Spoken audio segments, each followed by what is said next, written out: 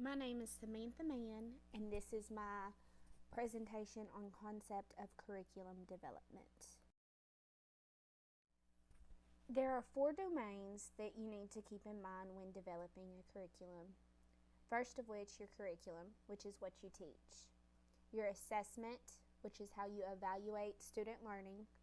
Your standards, which is what has to be taught. And last, your instruction, how you plan to teach it.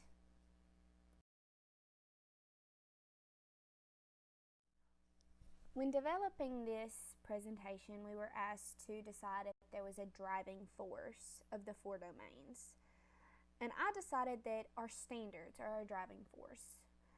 When you're designing curriculum, assessments, and instructions, you must always meet your standards. You have to always keep your standards in mind. And also, when you're planning anything, like your lessons or your units, like we've been taught in Understanding by Design, you always have to keep your goal in mind, and your goal is meeting your standards.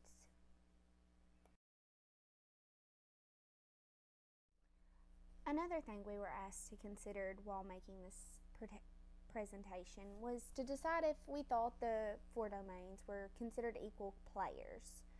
I decided that because there is a driving force, and that's your standards, that of course they can't be all equal. I decided that designing curriculum, assessments, and instruction are definitely equal players because they all play hand in hand together.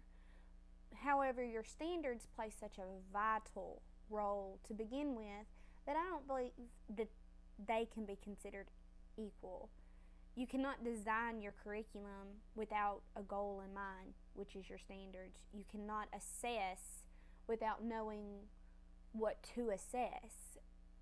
And you can't instruct without knowing what you're instructing on, which all goes back to your standards.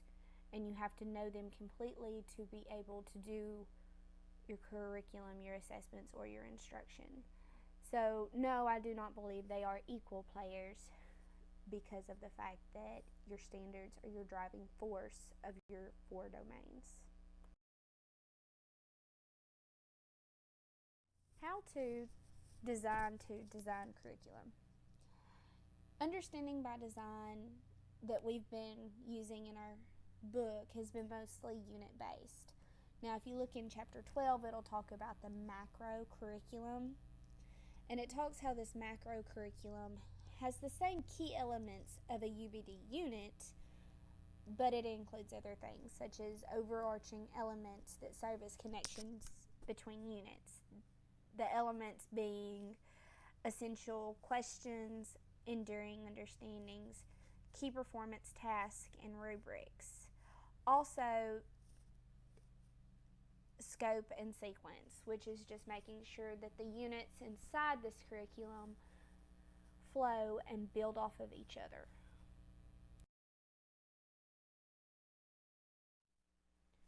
Another question we were asked to consider is anything missing? Is there anything missing from curriculum development? And I think when you're developing your curriculum, you have to think about other internal and external factors, and then also does your curriculum meet the standards?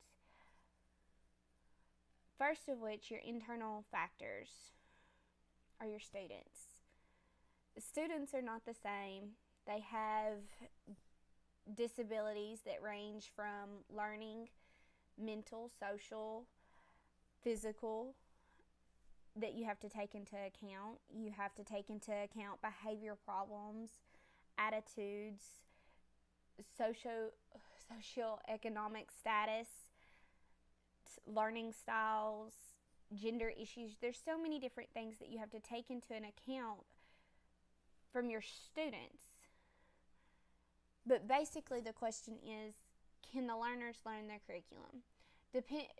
Based on any of those factors, you have to take those into account. Does it fit the students? An external factor would be your implementation.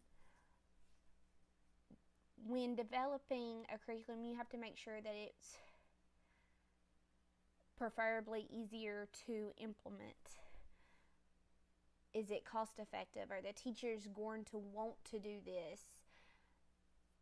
You just have to make sure that it's not something that's going to take a whole lot of materials and a whole lot of time and a lot of different external factors to make it where it won't be implemented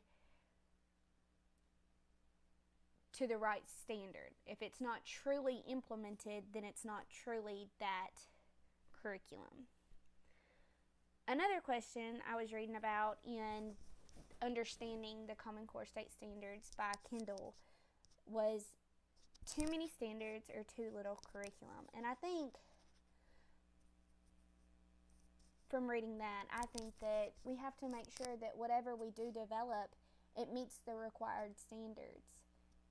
We do have to be very careful that we don't trim the curriculum to be time effective and end up leaving out standards. Yes, there are several, and some are hard to make sure they're included, but they're standards for a reason. They need to be included, and we need to make sure that our curriculum covers it.